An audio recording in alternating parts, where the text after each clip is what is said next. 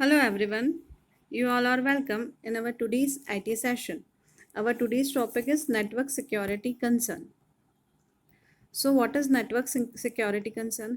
तो क्या होता है कि नेटवर्क में जब हम लोग डाटा शेयर करते हैं, रिसोर्स शेयर करते हैं या एक कंप्यूटर से दूसरा कंप्यूटर कनेक्ट करते हैं, तो वहाँ पे क्या होता है कि बहुत लार्ज अमाउंट में जब हम डाटा इधर से उधर ट्रांसफ़र करते हैं तो उसकी वजह से क्या होता है, कुछ सिक्योरिटी इश्यूज़ क्रिएट होते हैं। क्या सिक्योरिटी इश्यूज़ क्रिएट होते हैं? जैसे मिसयूज़ ऑफ डाटा जो होता है किसी एक कंप्यूटर का, वो क्या होता है, मिसयूज़, यानी कि उसका कुछ गलत इस्तेमाल किया जा सकता है, हैकिंग की जा सकती है एक कंप्यूटर से दूसरे कंप्यूटर में। कुछ कॉपीराइट इश्यूज़ हो सकते हैं, मतलब किसी का, मान लो कि कोई पर्सन नॉवल लिख रहा है, वो अपने कंप्यूटर में या अपने लैपटॉप में नॉवल लिख रहा है, और क्या हो कि सामने वाला उसकी कंप्यूटर में हैकिंग करके या अनऑथराइज्डली एक्सेस करके एंटर हो जाए और क्या करे कि उसका जो भी सारा नॉवल है या उसका जो भी कंटेंट है वो चुरा ले और अपने नाम से पब्लिश कर दें, तो इसके कहते हैं कॉपीराइट इशू। यानी बनाया किसी और ने है, उसका किसी और का हक है और कोई और उसको यूज़ कर ले, तो वो होता है कॉपीराइट इशू। और इसके अलावा और भी बहुत सारे इश्यूज़ यहाँ पे होते हैं जिसके लिए हमें चिंता रहती है नेटवर्क की। तो उसके क्या क्या इश्यूज़ आते हैं? फर्स्ट इशू होता है मेलवेयर। मेलवेयर क्या होते हैं? मेलिशियस सॉफ्टवेयर होते हैं। मेलिशियस का मतलब होता है दुर्भावना वाला। मेलिशियस मतलब होता है दुर्भावना, जिसका इंटेंशन है आपको हार्म करना। तो ऐसे प्रोग्राम्स होते हैं जो आपको आपकी सिस्टम को हार्म करने के, आपकी सिस्टम को नुकसान पहुंचाने के इंटेंशन से बने हुए होते हैं। और ये करते क्या हैं कि आपके सिस्टम में अनऑथराइज्डली एक्सेस करते हैं, मैंने बिना परमिशन के आपके सिस्टम में ये एक्सेस करते हैं। और क्या करते हैं, उसके बाद आपकी सिस्टम में एक बार घुस जाने के बाद आपके सिस्टम को मिसयूज़ करते हैं। आपके सिस्टम में कोई फाइल क्रिएट कर सकते हैं, उसको चुरा सकते हैं, कोई भी काम कर सकते हैं, आपके सिस्टम में घुस के आपके पूरे सिस्टम को ख़त्म कर सकते हैं। ये सब कहलाते हैं मेलवेयर्स। कौन कौन से मेलवेयर्स होते हैं? Virus, worms, trojan horse virus, ये देखिए यहाँ पे virus, trojan horse, worms, bots, ransomware, spam, बहुत सारे वायरस, बहुत सारे ये सब जो होते हैं, ये सब क्या कहलाते हैं? मेलवेयर्स कहलाते हैं। अब वायरस क्या होता है? वायरस आप लोगों ने सबने सुना होगा। वायरस का नाम पहले भी, वायरस जो होता है सॉफ्टवेयर कोड होता है। सॉफ्टवेयर कोड भी हो सकता है या कोई प्रोग्राम भी हो सकता है। जो करता क्या है, आप जो करता है उसका मेन काम है सिस्टम को हार्म पहुंचाना। कैसे पहुंचाता है? ओवरराइट करके या करप्ट करके। आपने कई बार देखा होगा आपकी पेन ड्राइव, आपका मेमोरी कार्ड, ये सब वहाँ पे मैसेज आता है ये सब करप्ट हो गए। जब भी कोई फाइल या कोई डिवाइस जब करप्ट हो जाता है तो वो ओपन ही नहीं होता। तो वो क्या कर देता है उसको, फाइल, वायरस का काम है मेनली फाइल को ओवरराइट करना या उसको करप्ट कर देना। करप्ट कर देना मतलब उसको, उसकी जो कोडिंग है, उसकी जो सेटिंग है, उसको ऐसे चेंज करना कि फिर वो कभी ओपन ही ना हो पाए। कंप्यूटर वायरस जो होते हैं, हमारी बॉडी में जो वायरसेस होते हैं बिल्कुल उन्हीं के जैसे होते हैं। ये जैसे हमारी बॉडी में वायरस होता है, वो अपने आप को क्या करता जाता है? रेप्लिकेट करता जाता है, अपनी मल्टीपल कॉपीज़ क्रिएट करता जाता है। ऐसे ही जो कंप्यूटर का वायरस होता है वो भी क्या करता है? अपनी कॉपीज़ क्रिएट करता है। जैसे कि कोरोना वायरस चल रहा है अभी, आपको पता है, जैसे ही वो हमारी बॉडी में एंटर हुआ और उसको फेवरेबल कंडीशन मिली, तो वो क्या होता है? अपनी multiple copies, thousands even lakh में वो कॉपीज़ क्रिएट कर लेता है। और जो इन्फेक्टेड पार्ट होता है उसको हम क्या कहते हैं? Infected area. तो हमारे कंप्यूटर में जैसे ही एक वायरस एंटर होता है और वो अपने आप को क्या कर लेता है? मल्टीपल अपनी कॉपीज़ क्रिएट कर लेता है, और जहाँ पे वो अटैक करता है वो होता है उसका इन्फेक्टेड एरिया। मतलब जैसे मेमोरी में अगर किया तो वो मेमोरी आपकी इन्फेक्ट हो गई, या ऑपरेटिंग सिस्टम को किया तो ऑपरेटिंग सिस्टम इन्फेक्ट हो गया। तो ऐसे जहाँ पे वो अटैक करेगा वो क्या कहलाता है? इन्फेक्टेड एरिया कहा जाता है।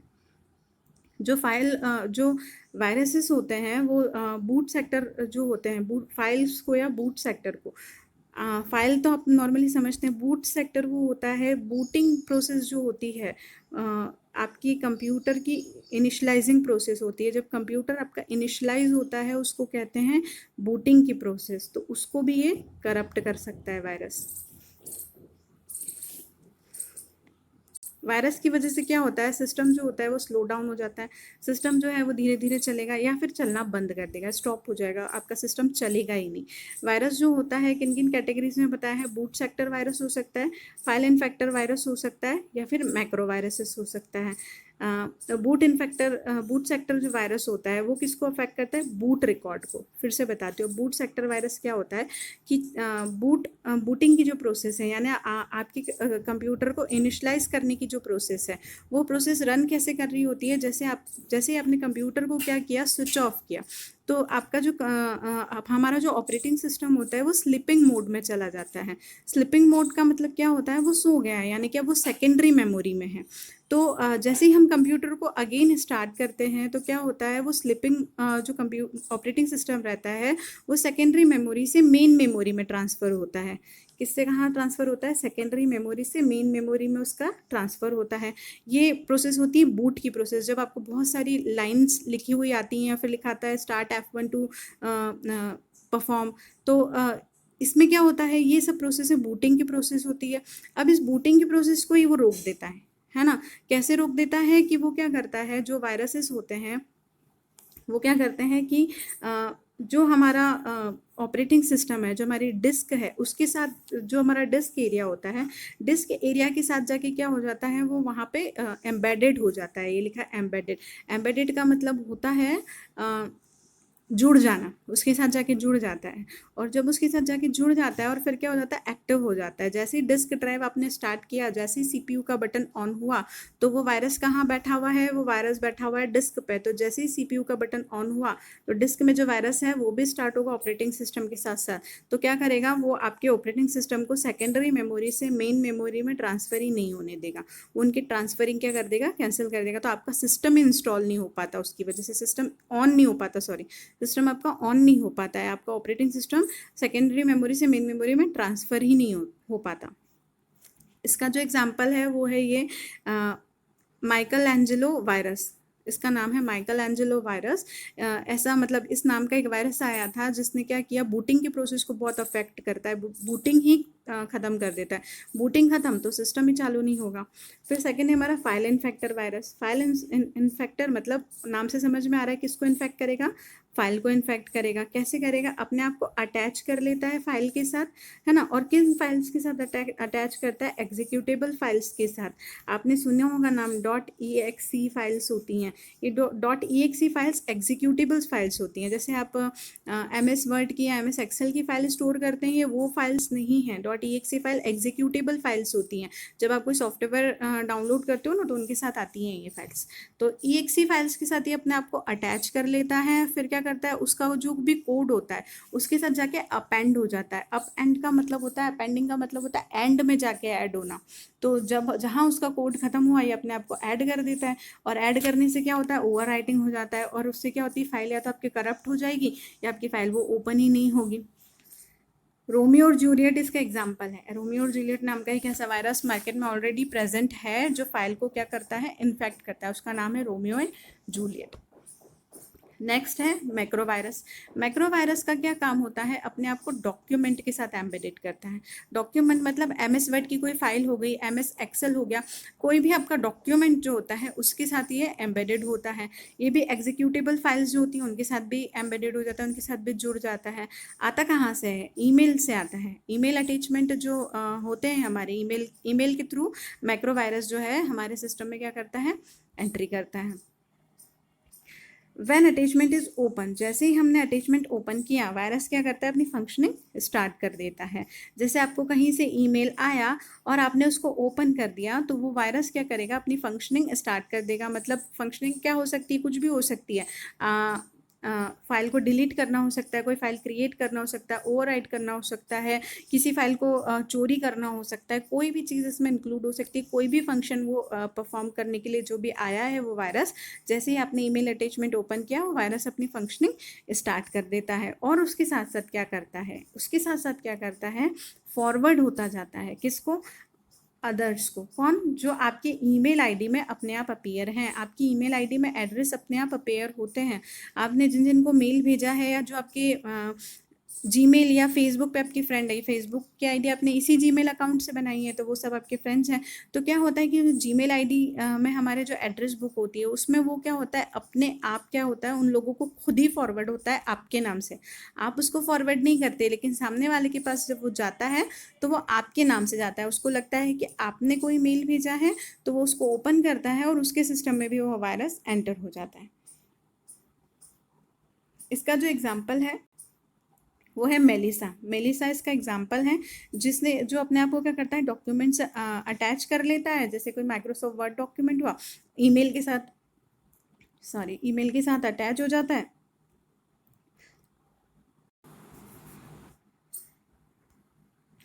ईमेल के साथ अटैच हो जाता है और क्या होता है, उसको फॉरवर्ड हो जाता है। Next is warm. वॉर्म क्या होता है? वॉर्म जैसे आपने नाम सुना होगा, कभी इल्लड़ का नाम सुना होगा। ये देखो, आपको इसको देख के समझ में आएगा, कीड़े या इल्लड़ जैसा होता है, तो इसलिए इसको नाम दिया गया है वॉर्म। वॉर्म जो होता है वो आता है नेटवर्क से। ये क्या होता है, अपनी सेवरल कॉपीज को क्या करता है, ये क्रिएट करता है, बहुत सारी कॉपीज बना लेता है। कहाँ पे बनाता है? हार्ड डिस्क में। ऐसे होता है जैसे फ्लड आया हो हार्ड डिस्क में, मतलब बाढ़ आ जाती है हार्ड डिस्क पे। ऐसा लगता है कि हार्ड डिस्क जो है वो ओवरलोडेड हो गई है, भयंकर वाला डाटा उस पर आ गया है।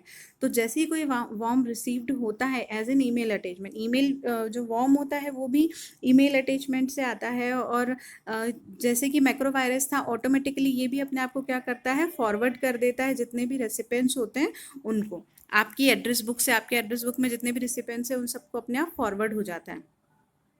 वॉर्म क्या कर सकता है? वॉर्म आपके सिस्टम को क्रैश कर सकता है, आपका सिस्टम को चलना बंद कर सकता है, इंटायर नेटवर्क को भी क्रैश कर सकता है। आप लोकल एरिया नेटवर्क में हैं और वहाँ पे वॉर्म है, तो वॉर्म जो होता है वो वायरस से भी ज़्यादा शक्तिशाली होता है। ये आपके सिर्फ सिस्टम को नहीं, आपके नेटवर्क को भी ख़त्म कर सकता है। No host application is required. कोई किसी एप्लीकेशन की ज़रूरत नहीं है, आपको ज़रूरत नहीं है कि आप कोई ऐप इंस्टॉल करिए और फिर उसके बाद आपका ये वॉर्म वर्क करेगा, ऐसे नहीं होता। ये अपने आप को जैसे ही आपके सिस्टम में ये एंटर हुआ, ये अपनी कॉपीज़ को क्या करेगा, अपनी कॉपीज़ को ये बढ़ाता जाएगा और आपकी सिस्टम को या नेटवर्क को ये क्रैश कर देगा। क्रैश कर देगा मतलब बंद कर देगा, रोक देगा, फिर चल ही नहीं पाएगा वो। कोड रेड वॉर्म जो है इसका एग्जाम्पल है। एग्जाम्पल आपसे पूछे जाते हैं, उनके नाम आपसे पूछे जाते हैं कि आप किसी मैक्रोवायरस का नाम बताइए, आप वॉर्म का नाम बताइए, या फाइल इन्फेक्टर वायरस का नाम बताइए, तो आपको नाम याद रखना पड़ता है। कोड रेड जो वॉर्म है उसने क्या किया था पता है? 9 घंटे में, सिर्फ और सिर्फ 9 घंटे में अपनी 2.5 लाख कॉपीज क्रिएट कर ली थी। और सोचो, 2.5 लाख कॉपीज एक फाइल की क्रिएट करना, एक वायरस की फाइल की 2.5 लाख कॉपीज क्रिएट करना, मतलब हार्ड डिस्क जो है वो चलना बिल्कुल पूरी तरह से बंद हो जाएगी। मतलब हार्ड डिस्क के ऊपर कितना भयंकर वाला लोड बढ़ जाएगा। नेक्स्ट है ट्रोजन हॉर्स। ट्रोजन हॉर्स जो होते हैं ये भी बहुत खतरनाक होते हैं।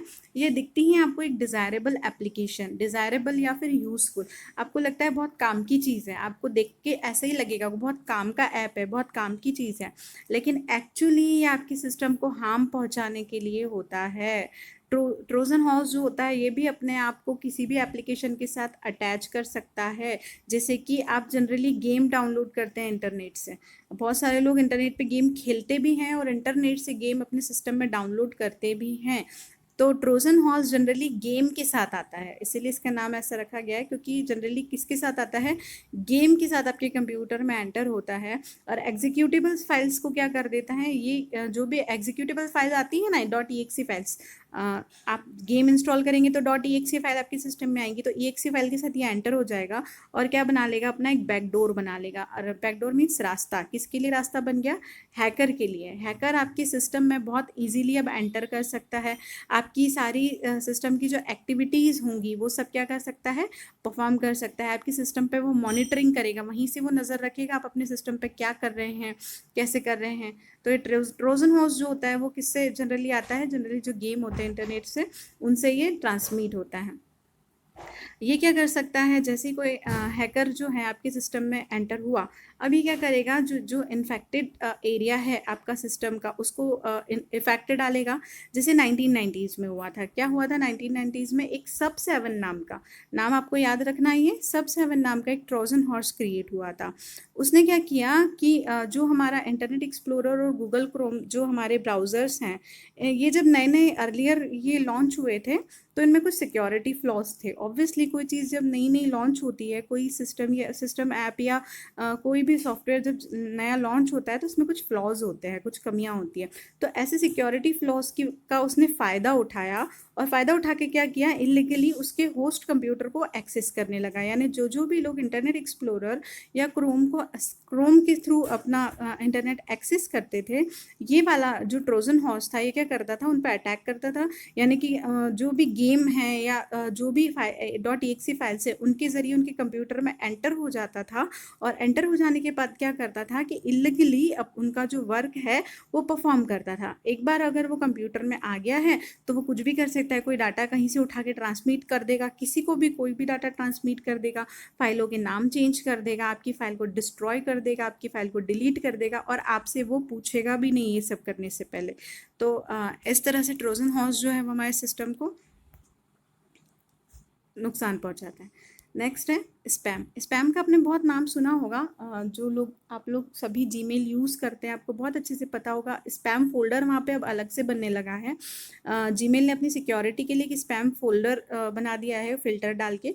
लेकिन एक्चुअली स्पैम होता क्या है? स्पैम होता है बल्क में कुछ मैसेजेस आ जाना। आपको दिख रहा है ना यहाँ पे, ये देखिए यहाँ पे एक पर्सन है, वो पूरा जो है वो डायग्राम में दिख रहा है आपको कि एक पर्सन है वो दब गया है, इतने ईमेल्स उसके पास आए हैं, ये सारा ये जो है उसके हाथ हैं, ये इतने ईमेल्स आए कि वो दब गया। मतलब क्या हुआ है, ये तो सिर्फ एक बताने के लिए बताया, लेकिन एक्चुअली क्या होता है, इतने इलेक्ट्रॉनिक मेल्स आना कि जनरली आपका जो जीमेल है वो ट्रैश हो जाए, क्रैश हो जाए, वो चलना बंद कर दे। ऐसे उसको क्या करेगा, वो ऐसे अनडिज़ायरेबल, मतलब आपको नहीं चाहिए वो मेल्स, लेकिन वो आपके पास बार बार आएंगे और आपको परेशान करेंगे। और जनरली ये क्या होती हैं, कुछ एडवर्टीजमेंट पर्पस के लिए भेजे जाते हैं। कोई कंपनी होती है, आप किसी कंपनी से एक बार शॉपिंग कर लीजिए, बार बार एडवर्टीजमेंट के लिए आपको मेल भेजती हैं। एडवर्टीजमेंट पर्पस के लिए बहुत सारे बल्क में आते हैं, बल्क बहुत ज़्यादा मात्रा में आते हैं, इसलिए हम इनको स्पैम कहते हैं। अब इसमें क्या होता है कि इसमें लिंक होती है जो फिशिंग वेबसाइट पे लेके जाती है आपको। फिशिंग साइट क्या होती हैं, नकली वेबसाइट होती हैं, आर्टिफिशियल। जैसे कि मान लो किसी ने एक फेसबुक का एक पेज बनाया, अब हूबहू उसने वैसा ही पेज बना लिया जैसा कि फेसबुक का पेज होता है, सेम टू सेम, और उसने आपको एक लिंक सेंड करी, उस लिंक से आपने ओपन किया, उसने कहा कि ये फेसबुक यहाँ से ओपन करना, आपने ओपन किया, अपना ईमेल आईडी और पासवर्ड डाला और आप यहाँ पे ओपन कर दिया। तो अब क्या होगा कि बजाय फेसबुक पे जाने के, ये आपको उस पर्सन के सिस्टम पे लेके जाएगा और आपका ईमेल आईडी और पासवर्ड जो भी इंफॉर्मेशन आपने डाली है वो उसके सिस्टम पे चला जाएगा। तो ऐसे जो होता है लोग फ्रॉड करते हैं। तो इससे सिर्फ फेसबुक का है, ऐसे मान लो आपके ईमेल पे एक SBI का पेज आया और आपको कहा गया कि आप यहाँ से हमारी वेबसाइट को ओपन करिए, कि पंजाब नेशनल बैंक की वेबसाइट है, ये हूबहू आपको वैसी ही वेबसाइट दिखेंगी जैसी जनरली SBI की वेबसाइट है या जनरली PNB की वेबसाइट है। आपको लगेगा ये वही वेबसाइट है, आप इसको ओपन करेंगे, जैसे ही आप इसको ओपन करेंगे और अपनी जो भी अपना फॉर्म है या ट्रांजेक्शन करना है, आपको डेबिट करना है, क्रेडिट करना है, तो आप जैसे ही यहाँ पे इन्फॉर्मेशन डालेंगे तो ये इन्फॉर्मेशन उस बैंक को जाने के बजाय उस पर्टिकुलर पर्सन को जाएगी और आपका सारा डाटा क्या हो जाएगा, हैक हो जाएगा। तो स्पैम जो होता है जनरली किसके लिए होता है, फिशिंग वेबसाइट्स के लिए, फिशिंग साइट्स यानी नकली आर्टिफिशियल साइट को क्रिएट करने के लिए होता है, और आपके सिस्टम को वो इस तरह से नुकसान पहुंचाता है, बहुत सारी लिंक भेज के आपके सिस्टम को डिस्ट्रॉय कर सकता है। आजकल स्पैम ने क्या किया है, फिल्टर लगा दिए हैं, ईमेल ने फिल्टर लगा दिया आपके इसमें, एक स्पैम से नाम से फोल्डर ही अलग होता है, फिल्टर लगा होता है। जब भी जीमेल को लगता है कि ये वाला जो है ये एडवर्टीजमेंट ज़्यादा आ रहे हैं या ये वाला जो है ये किसी काम का मेल नहीं होगा, तो वो अपने आप उसको कहाँ डाल देता है, स्पैम मेल में डाल देता है, और हमारा जो सिस्टम है वो उससे क्या कर देता है, अब प्रोटेक्ट कर देता है।